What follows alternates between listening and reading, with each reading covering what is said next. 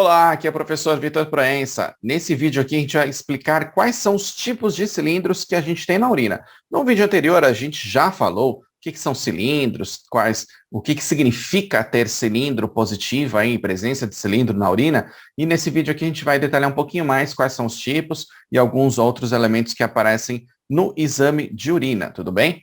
Então deixa eu só diminuir a tela aqui para você enxergar melhor alguns dos elementos anormais do sedimento aí, elementos que aparecem no sedimento urinário. Então aqui isso é visto no exame de urina, tudo bem? Tem três fases, relembrando, a parte de análise física da urina, análise bioquímica e a sedimentoscopia, que é com microscópio, beleza? Aqui a gente está mostrando como que seriam as estruturas vistas ao microscópio. Aumento de 400 vezes, por exemplo, ou em alguns casos, aumento de 100 vezes, por exemplo, principalmente nos cilindros, tá? Então, a gente pode enxergar tudo isso aqui e mais algumas coisas ainda no exame de urina quando a gente faz análise microscópica aqui, beleza? Então, por exemplo, células epiteliais, hemácias, cilindros, que é o tema que a gente vai falar aqui hoje, leucócitos, cilindros, leucocitários, levedura, espermatozoide, inclusive, entre outras estruturas aí diferentes que podem aparecer. Ainda, a gente pode ter cristais que são observados aqui, vários tipos, tá? De leucina, tirosina, cistina, que aparecem em urinas ácidas, né, principalmente. Além disso, cristais de fosfato triplo, cálcio, fosfato de cálcio, entre outros que aparecem mais em urinas alcalinas, tá? Então, isso tudo aqui a gente vai explorar ao longo das próximas aulas. Hoje o nosso foco são os cilindros, diferenciando aí os tipos de cilindros, tá? Mas já se inscreve aqui no canal do IBAP Cursos, ativa todas as notificações, porque a gente vai detalhar um por um desses parâmetros aqui presentes num exame de urina, principalmente na parte de sedimentoscopia, beleza? Então, vamos lá. Passando aqui já para a característica dos tipos de cilindros aqui. Então, alguns cilindros são mais comuns de serem observados, como, por exemplo, aqui, ó, cilindro hialino, tudo bem? Ele é composto basicamente por proteína, tá? A gente chama de proteína de Thum-Horsfall. São proteínas derivadas lá de processos inflamatórios, proteínas que, inclusive, protegem contra processos infecciosos, presente nos túbulos contorcidos lá, túbulos distais, principalmente, e ductos coletores do néfron, que é uma estrutura de filtração dos rins. Então, são estruturas, os cilindros, são estruturas formadas nos tubos, principalmente lá no finalzinho da estrutura do néfron, que é o processo de filtração glomerular, ok? E aí essas proteínas podem se anexar, fixar outras substâncias aí que existem, como, por exemplo, leucócito, hemácia, células epiteliais, gordura, lipídio, tudo bem?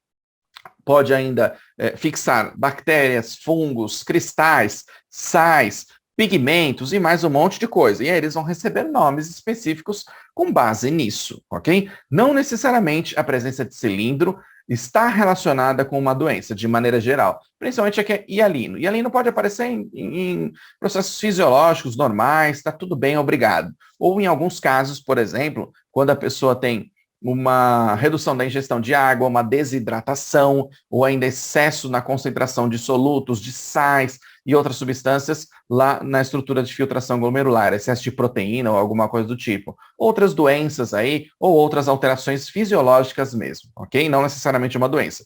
Mas aqui no nosso caso, a gente vai citar mais as doenças, porque o nosso interesse mais aqui traçar uma hipótese diagnóstica, trabalhar auxiliando o médico na resolução clínica do paciente, tudo bem? Então aqui, ó, cilindros hialinos, especificamente, relacionados, por exemplo, com pielonefrites, doença renal crônica, insuficiência cardíaca congestiva, nefropatias. Mas, professor, isso pode se repetir nos outros tipos aí de cilindros também e em outros aparecimentos que a gente tem aqui de elementos no sedimento de urina, também pode acontecer. Por exemplo, não necessariamente você tem só cilindros hialinos, você muito provavelmente vai ter lá um leucócitozinho, um eritrócitozinho, não estou falando cilindro necessariamente, mas leucócitos, eritrócitos, porque são valores que podem aparecer dentro da normalidade ainda. Por exemplo, uns 2, 3 leucócitos por campo que a gente analisa lá no microscópio. É normal isso aí acontecer, tudo bem? O excesso não é normal, ok? E aí a gente vai tratando ao longo das próximas aulas. Mas especificamente aqui, ó, cilindros hialinos, eles podem aparecer em urinas de pacientes sem doenças, né? Fisiológico, que a gente diz.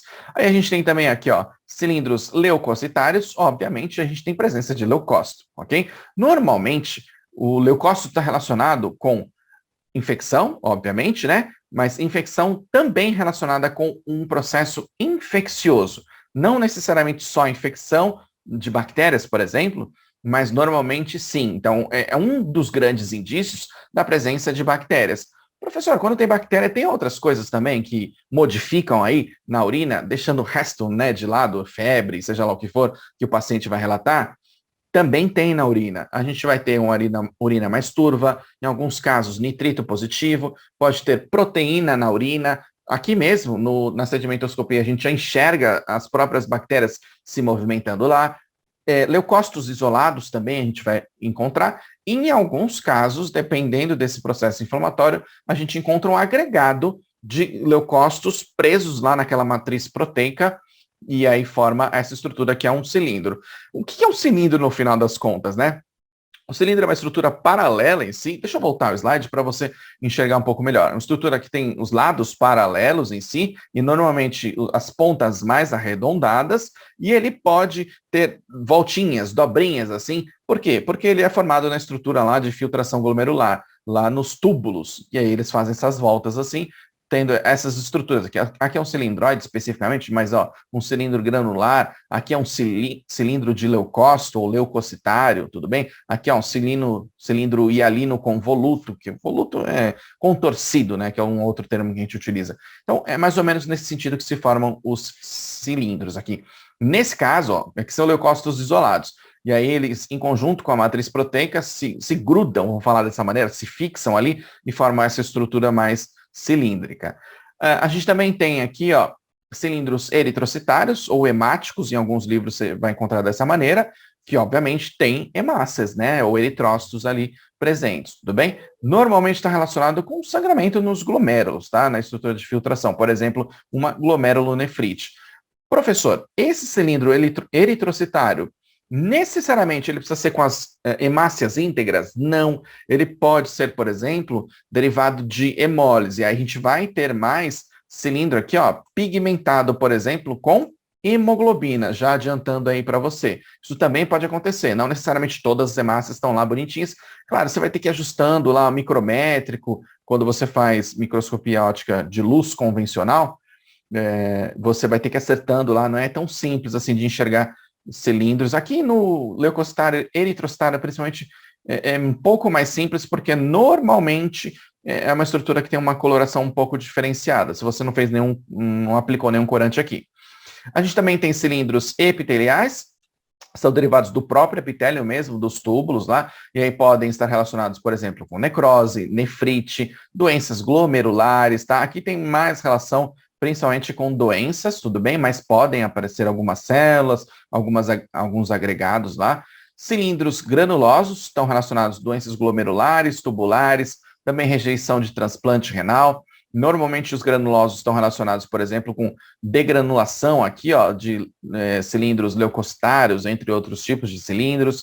A gente pode ter cilindros gordurosos, o nome já diz aqui, a presença de gordura, ácidos graxos, colesterol, entre outras substâncias. Então, por exemplo, típico de paciente com proteinúria, por exemplo, com alteração nos néfrons, tá? Você está percebendo que aqui muitos têm relação de lesão, doença renal, doença na estrutura de filtração, no néfron, no glomérulo, nos túbulos e assim por diante, tá bom? Cilindros sérios, que normalmente estão mais relacionados com um tempo de estase urinária aumentada, normalmente doença renal crônica, amiloidose renal, são algumas das alterações.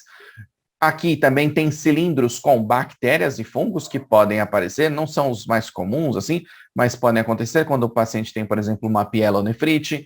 Cilindros com cristais e sais amorfos, aí vai depender, obviamente, do pH também dessa urina, com essa variação e essa concentração de sais aqui. Então, por exemplo, cristais e sais que acabam precipitando lá dentro dos túbulos, se juntando, se fixando nas proteínas presentes lá, e aí formando essa estrutura aqui dos cilindros. E ainda os pigmentados que eu já citei para você, ó, o cilindro de hemoglobina, que normalmente está relacionado com hemólise, por exemplo, uma hemólise intravascular ou alguma coisa do tipo.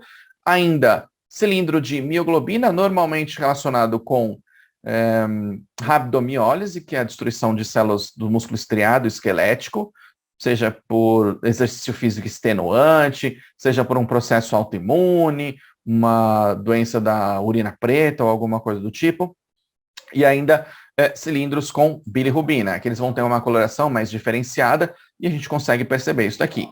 Nesse momento, é muito possível que você está falando, caramba, professor, mas tem tudo isso, como é que eu diferencio todos esses cilindros e etc. Então, se cadastra aqui, ó, se inscreve aqui no canal do IBAP Cursos, ativa as notificações, que nas próximas aulas a gente vai falar, ó, cilindro hialino, a gente vai descrever como que é, explicar as principais patologias, de como que ele é formado, etc., e te mostrar várias imagens de cilindros hialinos, leucocitários, eritrocitários e assim por diante. Então, já se inscreve aqui, porque eu tenho certeza que você vai gostar dos vídeos dessa série que a gente está fazendo aqui, tá bom?